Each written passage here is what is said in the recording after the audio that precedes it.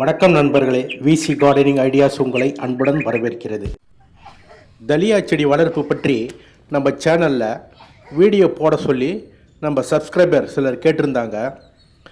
அவங்க கோரிக்கையை ஏற்று இந்த வீடியோவை பதிவு செய்து வெளியிடுறோம். இந்த தலியா கிழங்குகள் இந்த வின்டர் சீசனுக்காக நாம் விற்பனை செய்தது. இதில் 2 கிழங்குகள் எடுத்து நான் நடவு செய்து அது வளர்க்கும் முறை பற்றி இந்த வீடியோவில் விரிவாக சொல்லியிருக்கேன். அதனால் வீடியோவை ஸ்கிப் பண்ணாமல் முழுவதுமாக பார்த்து நீங்களும் தலியா கிழங்குகளிலிருந்து செடிகள் வளர்த்து பல வண்ண அழகிய பூக்களை பெறலாம். தலியாவை பொறுத்தவரை பாக்டீரியாக்கள் எளிதாக அட்டாக் செய்யக்கூடியது. நாம் சக்கரவள்ளி கிழங்குகள் சாப்பிட்ற மாதிரி இந்த தலியா கிழங்குகளை வேர்ப்புழு மற்றும் பூஞ்சைகள் தாக்கி முழுவதும் அழிச்சிடும். அதனால் தலியா கிழங்குகளுக்கு இந்த ஃபங்கிசைட் பயன்படுத்துவது அவசியமாகும். இந்த ஃபங்கிசைட் ஒன்றே இந்த கிழங்குகளை பூச்சி மற்றும் நோய் தாக்குதலிருந்து காப்பாற்றி முளைக்க வைக்கும். இந்த ஃபங்கிசைட் நாம் உபயோகிக்கும் போது அதை எப்படி உபயோகிக்கணும் அது பற்றி விவரங்கள் பற்றி உங்களுக்கு ஏதேனும் சந்தேகம் இருந்தால் நீங்கள் கமெண்ட்ஸில் தெரிவிங்க. நான் அதுக்கான விளக்கமாக ஒரு வீடியோவும் கொடுக்குறேன். அடுத்ததாக இதே மாதிரி இந்த தலியா கிழங்குகள் முளைக்க லேசான மண் கலவை தேவை. அதாவது மணல் மற்றும் கோகோபிட் கொண்ட மண் கலவை அவசியம்.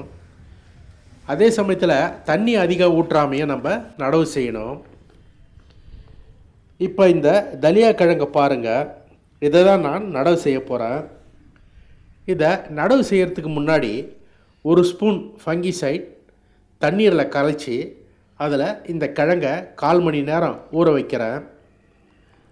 இதுக்கு நான் ஃபங்கிசைடாக பயன்படுத்துவது இந்த சாஃப் தான். இது 100 கிராம் முதல் 1 கிலோ பாக்கெட் வரை கிடைக்கிது. இது இல்லாதவங்க இதற்கு மாற்றாக ட்ரைகோடெர்மா வெரிடியும் பயன்படுத்தலாம். இந்த சாப் 1 ஸ்பூன் எடுத்து 1 லிட்டர் தண்ணியில் கலந்து இந்த கிழங்கை 15 நிமிஷம் ஊற வச்சு நடவு செய்யணும். இதை நடவு செஞ்ச 1 பங்கு மணல், 2 பங்கு கோகோபீட், 1 கை அளவு தொழு உரம் கொண்ட மண் கலவைக்கு நம்ம ரெடி பண்ணலாம். இந்த மண் கலவை கிழங்குகளை நடவு செய்யும்போது கிழங்களோட மேற்பகுதியை பார்த்து நம்ம நடவு செய்யணும்.